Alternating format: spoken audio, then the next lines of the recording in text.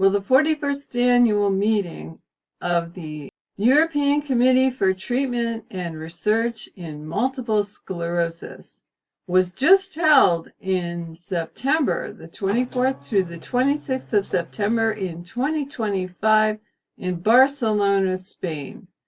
What was the highlight of the conference? What were the interesting developments that came out of it? Well, we need to start taking a look as the presentations become available.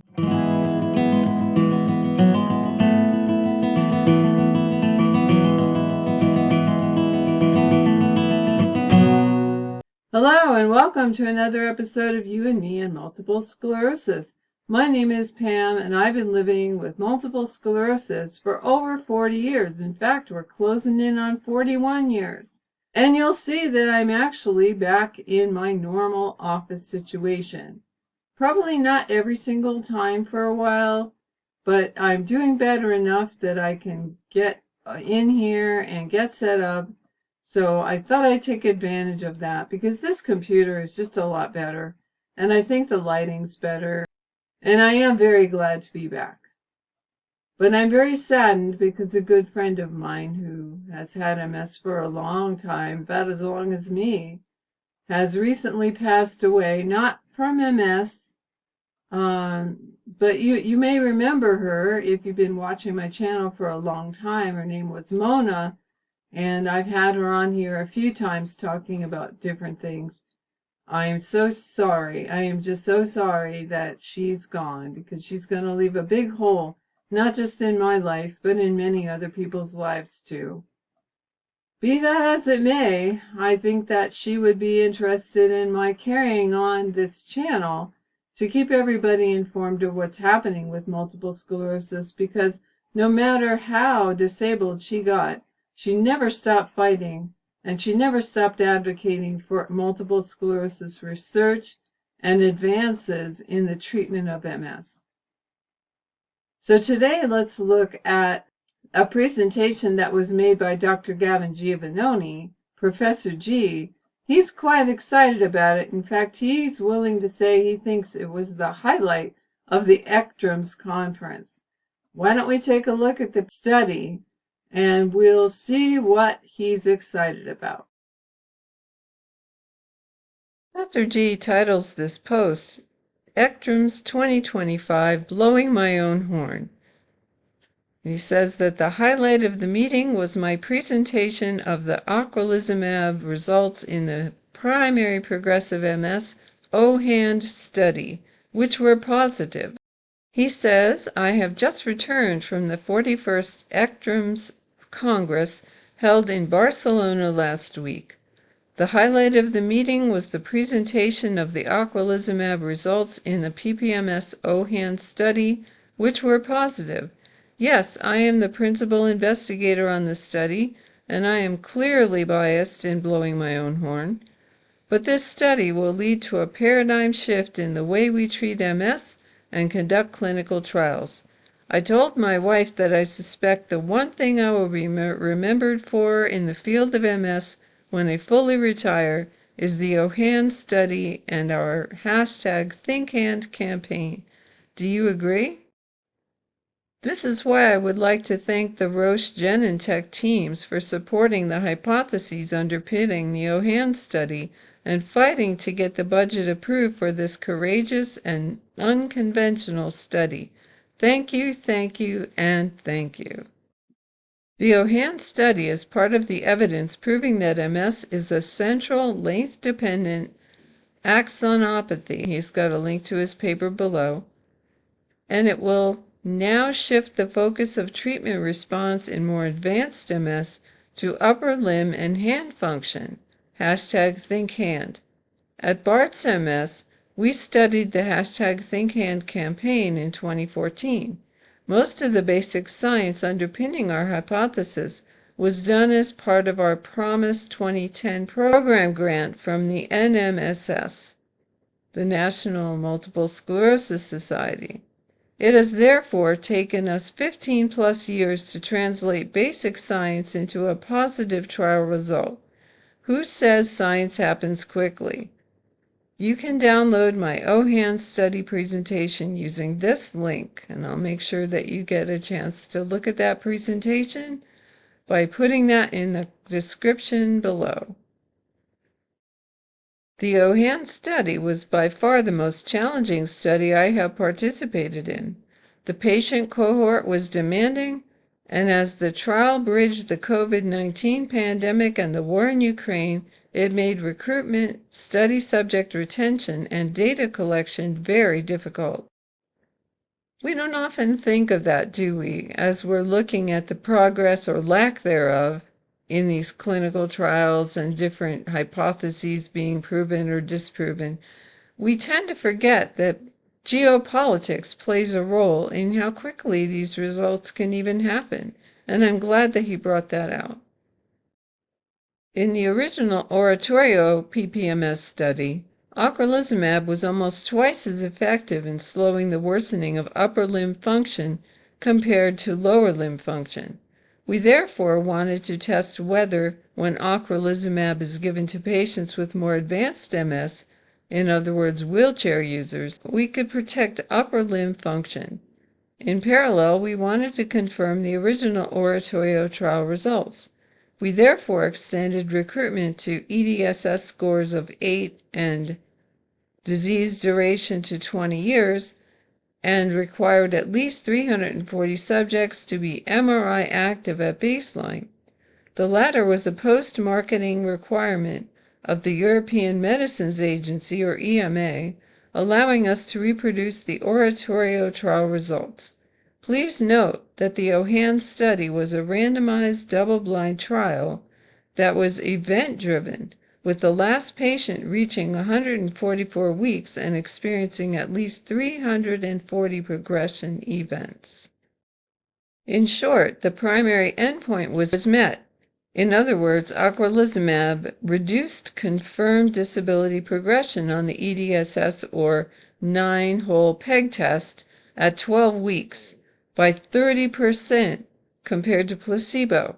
Notably, the effect was more pronounced on upper limb function, 41%, and compared to the EDSS, or at 33%.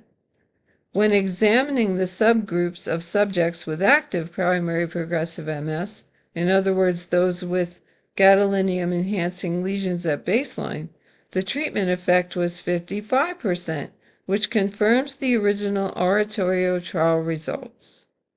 And Professor G includes a couple of his graphs from his presentation. This one says primary endpoint in all patients, ocrelizumab showed a 30% risk reduction on 12-week composite continued disability progression on EDSS or 9-hole peg test. And you can see that here. He also includes this one, secondary endpoint in all patients.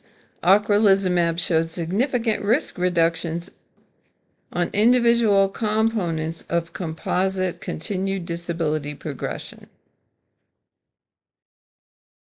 According to Professor G, what was remarkable was the observation that in subjects who were wheelchair users, had an EDSS score of greater than 6.5, the treatment effect was 53% compared to only 23% in subjects with an EDSS less than or equal to 6.5.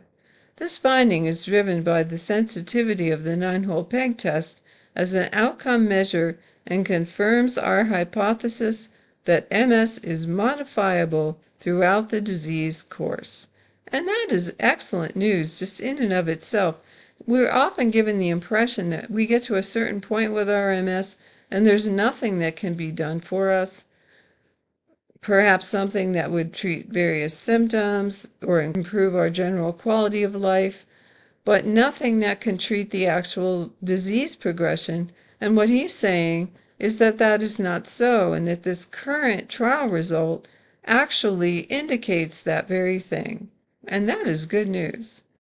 And he includes this graph, efficacy in predefined subgroups. A reduction in the risk of disability progression was also seen in older and more disabled persons. This is pretty exciting, I have to say. And then he also includes this one, primary endpoint in the MRI active population. Ocrelizumab showed a 55% reduction on 12-week composite continued disability progression on EDSS or 9-hole peg test. And these, I'm not going through these in any detail as far as the graph itself. You can study them if you like. As I said, I'm going to include the presentation link in the description below. And in conclusion, he says that ORATORIO-HAND is the first positive randomized control trial in primary progressive MS using a composite endpoint, including the 9-hole peg test, and patients who are wheelchair users. The trial results also bode well for our Chariot MS trial led by Professor Klaus Schmierer in our group, which is testing oral cladribine in advanced MS using the 9-hole peg test as the primary outcome. And he's got a link here to the paper. I did an internet search on this study and its results. And so far there's not a lot. I'd like to see some video, but I couldn't find anything there. But we can look at the AI-generated results that are compiled from what they did find, and some of that will be at least a useful summary. It says that the ORATORIO-HAND study found that ocrelizumab significantly slowed disability progression and improved hand and arm function in patients with advanced primary progressive multiple sclerosis. The trial demonstrated that ocrelizumab reduced the risk of confirmed disability progression compared to a placebo, indicating its potential benefits for this patient group. And that's pulled from neurologylive.com and mssociety.org UK. And here is the AI-generated key findings, the summary of the key findings. They say in disability progression, ocrelizumab significantly delayed disability progression compared to a placebo. At 12 weeks, 32.7% of patients treated with ocrelizumab experienced confirmed disability progression compared to 40.4% in the placebo group. This represents a 30% reduction in the risk of disability progression, and that is quite significant. Specifically looking at upper limb function, the study also assessed hand and arm function, which is crucial for independence.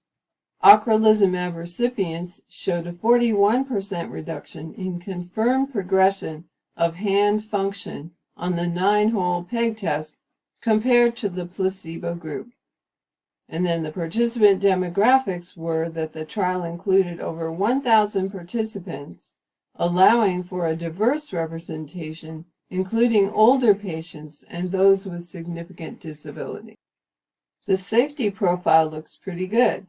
The safety outcomes were consistent with previous studies of ocrelizumab. Adverse events occurred in 74.9% of the ocrelizumab group and 71.1% of the placebo group, with serious adverse events reported similarly in both groups. So what do you make of that, right? And then finally, the conclusion, the ORATORIO-HAND trial results indicate that ocrelizumab can effectively slow disability progression and improve upper limb function in patients with advanced PPMS, potentially expanding treatment options for this population, which is really good news because, as Professor Giovannoni has pointed out, when we start to lose limb function, it's always difficult. It's always a sign that things are not going in the right direction. But especially when we start losing upper limb function and hand function, that really does jeopardize our ability to be at all independent.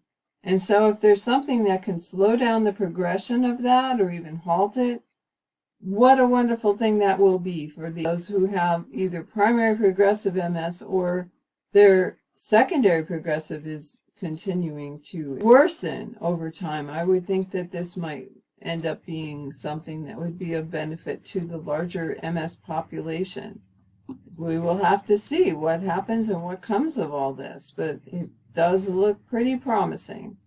And I will just point out that as far as I've been able to tell so far, with the results that are coming out of the ECTRIMS 25 conference, that Ocrelizumab seems to be showing itself to be quite valuable in a number of different studies that are being done.